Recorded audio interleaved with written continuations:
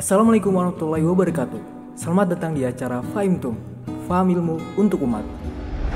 Negara Indonesia adalah negara kepulauan terbesar di dunia yang terdiri dari 17.504 pulau.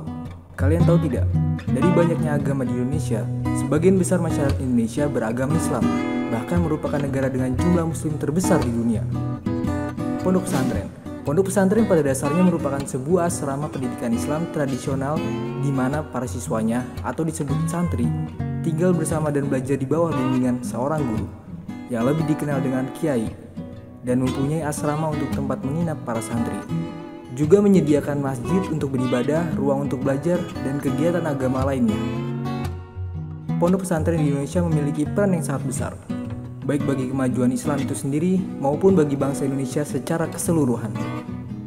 Namun, di tengah-tengah eksistensi pesantren, masih ada sebagian orang tua yang ragu dan bertanya, perlukah anak milenial mondok di pesantren? Di generasi sekarang memang perlu dan penting untuk belajar agama. Sudah tidak dapat dihitung masyarakat Indonesia yang telah mengikuti pembelajaran di pondok pesantren. Pasalnya jauh sebelum negeri ini lahir, pesantren sudah eksis sebagai institusi pendidikan dengan tidak hanya mengajarkan keagamaan, melainkan juga berbagai bidang pengetahuan lain. Namun setinggi apapun jabatan dan prestasi yang diraih oleh santri, santri tetaplah santri. Dan ini dia 10 alasan mengapa generasi milenial harus mondok di pesantren. 1. Tinggal di asrama dan pendidikan full 24 jam di bawah bimbingan para asatidz dan kiai. Pesantren merupakan lembaga pendidikan Islam yang pendidikan full time 24 jam sehari. Santri selalu berada dalam pengawasan dan bimbingan para asatidz dan para kiai sebagai orang yang bertanggung jawab terhadap keberlangsungan pendidikan dan pengajaran para santrinya. Ini sangat berbeda dengan lembaga pendidikan non-pesantren, di mana proses pendidikan dan pengajarannya hanya berlangsung sekitar 8 jam. Setelah itu anak-anak kembali pada lingkungan sekitarnya. 2. Terhindar dari efek negatif pergaulan bebas di luar pesantren. Lingkungan sekitar sangat berpotensi besar dalam membentuk karakter dan kepribadian anak. Kalau lingkungan sekitarnya baik, maka anak juga akan memiliki kepribadian yang baik. Begitupun sebaliknya. Pondok pesantren memiliki aturan-aturan tertentu dalam pendidikannya. Tak jarang, banyak orang tua yang tidak ingin menyekolahkan anak mereka ke pesantren. Sebab kehidupan pesantren penuh kedisiplinan atau aturan maupun hukuman bagi pelanggarnya. Namun kini banyak dari para orang tua yang telah memilih sekolahkan anak mereka ke pondok pesantren dengan dalih karena agar anak mereka terhindar dari pengaruh lingkungan yang tidak baik. Setiap orang tua pasti ingin yang terbaik bagi anaknya agar tidak terjerumus dalam pergaulan bebas. Dengan adanya pesantren bisa menjadi solusi menyelamatkan anak dari pergaulan bebas. 3. Bisa mempelajari ilmu agama dan ilmu umum secara seimbang. Pengajaran di pesantren bukan hanya diajarkan mengenai ilmu agama saja, melainkan juga ilmu umum, di mana di pesantren para santri diajarkan tentang akhlakul karim, bersosialisasi dengan baik, bahkan ilmu-ilmu umum pendidikan formal pun ada. Para santri bisa saja tetap sekolah SLTP, SLTA, atau kuliah. Namun tetap ada bimbingan dari pesantren, bahkan sekarang banyak pondok pesantren yang memiliki universitas sendiri. 4. Mendidik dan mencetak anak soleh, idaman semua orang tua. Anak soleh dan soleha pastinya idaman orang tua banget nih. Ya, bahkan harta yang paling berharga dan paling membuat bahagia para orang tua, pasti semua orang tua sepakat menjawab, anak soleh dan soleha tentunya. Mereka adalah harta yang paling diharapkan para orang tua, melebihi harta benda apapun di dunia ini. 5. Para santri bisa berteman dengan anak yang berasal dari desa dan kota lain. Satu hal yang mungkin sulit didapatkan jika bersekolah di luar pesantren, yaitu bisa memiliki teman dari desa dan kota lain. Di pesantren, semua teman berasal dari berbagai macam daerah dan suku bangsa, sehingga ini bisa menambah wawasan dan memperluas pergaulan sosial anak. 6. Membentuk karakter mental dan pejuang masa depan.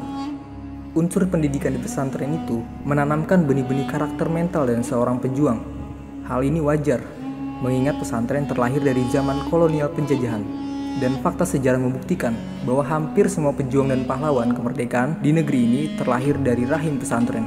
Serta pesantren sebagai pencetak pejuang di masyarakat lewat prinsipnya yaitu khairun nas anfa'uhum linnas.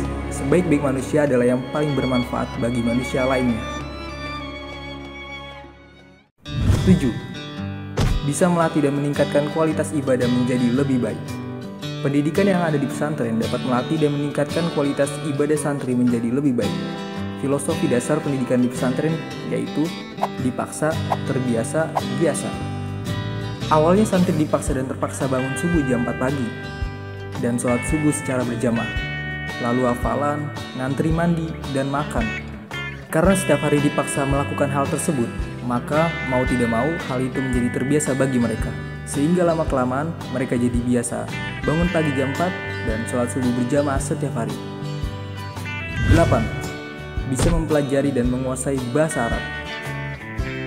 Di pesantren sudah pasti aneka pelajaran ilmu alat seperti ilmu nahu, sorof, serta balaghah dan mantek diajarkan. Para santri pun dituntut untuk bisa ngafsahi serta murodi isi kitab kuning dengan sendirinya. Hal ini diajarkan dalam waktu yang lama. Jadi tak jarang para santri pun dapat memahami dan bahasa Arab pun dapat dengan mudah melekat pada mereka. Tak usah menghafalkan murad-muradan bahasa Arab, para santri dapat hafal dengan sendirinya. 9. Bisa menjadi apapun sesuai cita-cita. Banyak kalangan masyarakat beranggapan bahwa alumni pesantren itu hanya jadi guru ngaji, ustadz, ataupun dai. Namun tidak sedikit alumni jebolan pesantren, banyak yang berkiprah dalam masyarakat. Ada juga yang berprofesi menjadi guru, dosen, TNI, Polri, pengusaha, pengacara, seniman, dan lain sebagainya. Jadi, santri bisa menjadi apapun sesuai apa yang dicita-citakan. 10. Jadi idaman para calon mertua. Rasulullah telah mengajarkan bahwa menikah adalah ibadah dan sunnah Nabi yang sangat dianjurkan bagi umatnya. Hakikat menikah bukan hanya untuk mencari kebahagiaan di dunia, namun juga kehidupan akhirat kelak.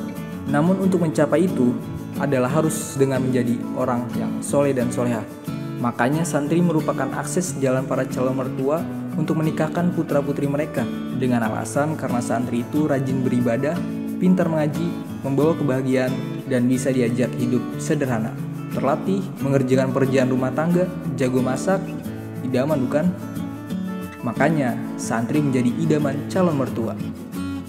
Itulah 10 alasan kenapa anak milenial harus ke pesantren. Bisa dijadikan sebagai alasan dan motivasi bagi orang tua untuk menyekolahkan anaknya di pesantren. Semoga bermanfaat. Wassalamualaikum warahmatullahi wabarakatuh.